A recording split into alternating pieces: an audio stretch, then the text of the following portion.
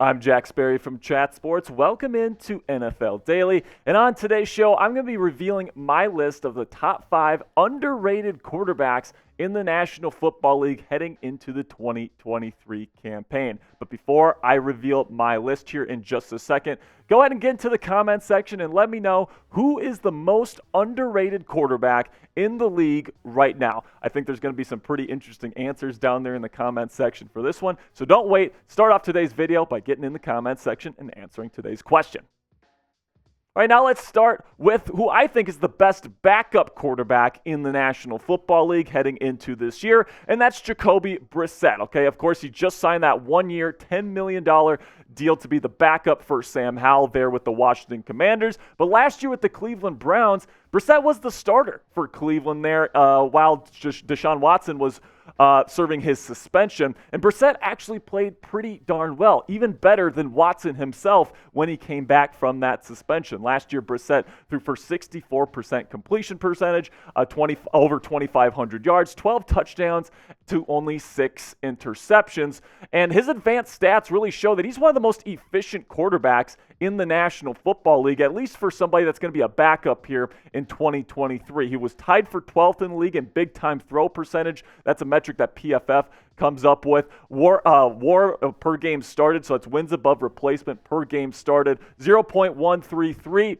Which was 14th in the league, so about league average. That's a very big Sabre metric that NFL front offices use to determine the value of players. Expected completion percentage was 61.6, so the Browns offense wasn't all that great, but he got 74.6 adjusted completions there, which for a differential point of view there was 4th best in the National Football League, which is absolutely excellent. So you're looking at Sam Howell here going into his second year. He is the presumptive starter, and I do think he will start at least week 1 because I think Ron Rivera, Eric Bieniemy want to see what they have in Sam Howell. But if they get off to like a 1-3 start or something like that, I could absolutely see Jacoby Brissett be the starter the rest of the way, and I could see him being pretty darn productive. Now, the Commanders' offensive line is definitely worse for wear right now. I think that they should probably add another piece before training camp starts, maybe sign a Dalton Reisner or a Ben Jones on the interior of the offensive line. But Brissett is absolutely a starter-capable player, at least in my opinion, and I think that the numbers bear that out. So let me know who you think is the better quarterback down there in the comments section by typing SH if you think it's going to be the presumptive starter, Sam Howell, or do you think it's going to be Jacoby Brissett? Type JB for him down there in the comments. This will be the pinned comment on today's show. So YouTube's going to throw you an ad break here in just a second. Take advantage of that time by answering today's pinned question. All right, and another quarterback that I think actually played pretty darn well for the Carolina Panthers last year and could really be a breakout star this year with Kyle Shanahan's San Francisco 49ers is Sam Darnold. Now, last year, the Panthers did Darnold absolutely no favors whatsoever. There was a ton of drops from the Panthers when Darnold was in the game towards the end of last season, as you can see by that terrible 58.6 completion percentage, but he did throw for over 1,000 yards, 7 touchdowns, and just 3 interceptions when his big bugaboo before was turning the ball over. Now, he's going to have to win that starting job over Brock Purdy, who, of course, was the breakout sensation for the 49ers last year, over 30 points per game, and he was the quarterback, which is better than any other quarterback that Kyle Shanahan has had there in the Bay Area. So it's definitely reasonable to expect that Brock Purdy is going to be that guy in San Francisco if he is healthy and when he is healthy. But let me tell you, man, Sam Darnold's got a real shot to win this starting job. And coming up here, I'm going to tell you why he could be the best quarterback on the 49ers roster right now. But first, go ahead and check out our friends at Fanatics. If you want a brand new hat for your favorite NFL team, you can go chatsports.com/NFL hats. We got a bunch of different designs for all 32 NFL franchises. Right now, we're in the middle of summer, guys. It's getting hot. You need some coverage for your head and face. Best way to do that is with a nice baseball cap. You can get one on the Fanatics website right now. You can go chatsports.com/NFL hats. If you use that link, they'll know that we sent you. All right, so we take a look at the advanced stats between Sam Darnold and Brock Purdy from last season, and it kind of points to Sam Darnold potentially being the better quarterback here. Okay, 4 percentage 4 percentage points higher in the big-time throw percentage department last year.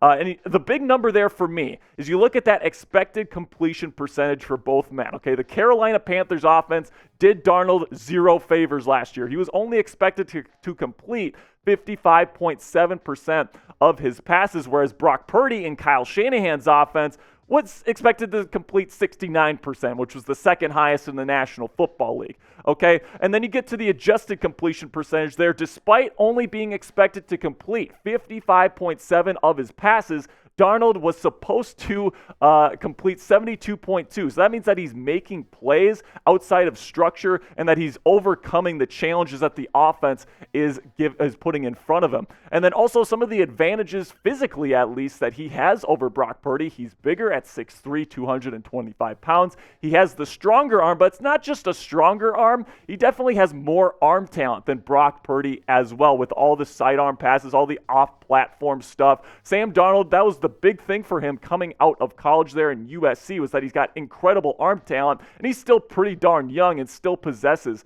that great arm talent that he has. So overall, there's definitely an argument to be made that Sam Darnold should be the starting quarterback for the 49ers this year in Kyle Shanahan's offense. But let me know who you think is the better QB down there in the comment section. If you think it's Brock Purdy, type BP, or if you think it's Sam Darnold, give me an SD down there in the comment section.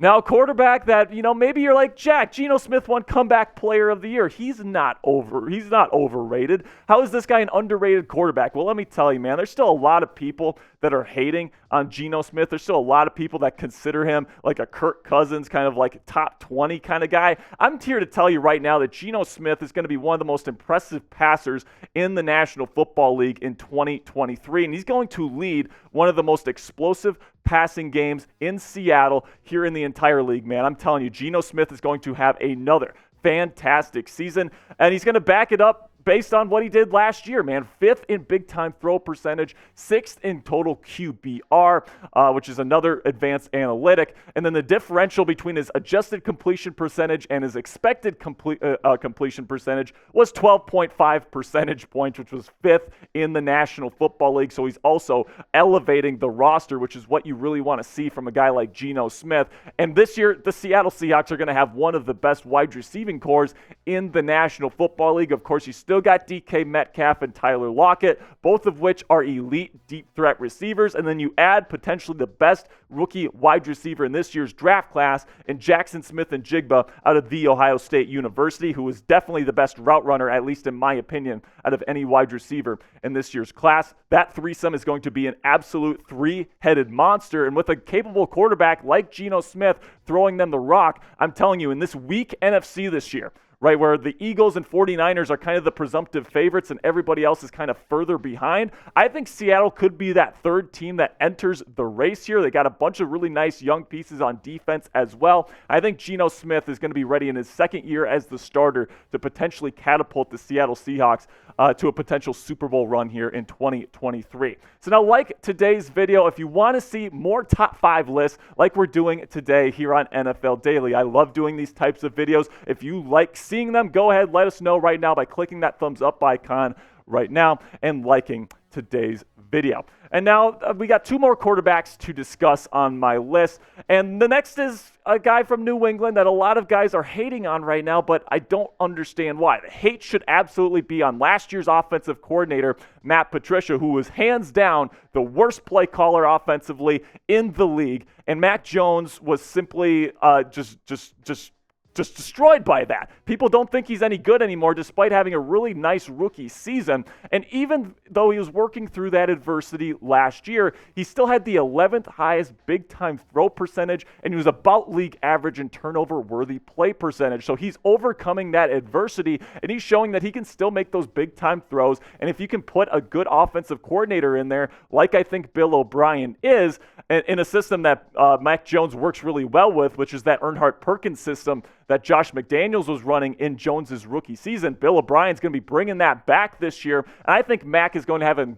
really, really good third season here with New England. I think Bill O'Brien is the perfect fit for him schematically. I think that they have some pretty nice receivers, a good offensive line. They're going to have a good run game. I think this Patriots offense is going to get back to playing good football this year, and that defense with that stunt-heavy defensive line, I think New England's going to be a really, really fun team to watch here in 2023. And then finally, as a quarterback, I just need to talk about, and you're probably going to tell me, Jack, Lamar Jackson isn't underrated. What are you talking about? I still hear the comments that Lamar Jackson is just a glorified running back. And I'm here to tell you, man, that is absolutely untrue. Lamar Jackson is one of the ultimate weapons offensively in this league today. And the numbers bear that out with his passing stats. Last year, he was 6th in big-time throw percentage and just 7th in turnover-worthy play percentage at just 2.3. And then, the differential there, it's not the best in the world, right? I'm not saying he's the best passer of the football on the planet, right? It was just 19th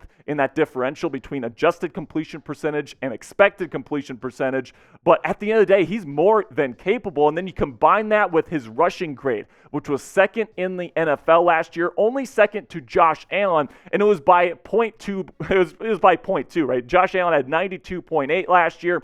Lamar Jackson had 92.6. Those are the two best rushing quarterbacks in the National Football League right now. And the fact that your quarterback can take it to the house on any play with his legs is an ultimate offensive weapon that is incredibly valuable for NFL teams, right? The ability to score at a moment's notice is absolutely one of the most important aspects of having an explosive offense in this league, and Lamar Jackson provides that for you. So from a true value standpoint, in my opinion, Lamar Jackson is one of the most valuable quarterbacks in the National Football League, and I think because he has that label of being a running back, a glorified running back playing the quarterback position, I think that makes him an underrated quarterback, at least in my opinion. All right, guys, that is my list here for today's show. Really do appreciate all the support. Make sure you click that subscribe button for more top 5 videos on the NFL just like this. We got a bunch of stuff coming out with NBA, all this different stuff coming up here leading up into the NFL season for 2023. If you want more stuff from me, more NFL analysis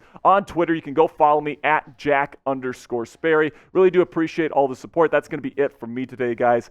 Peace.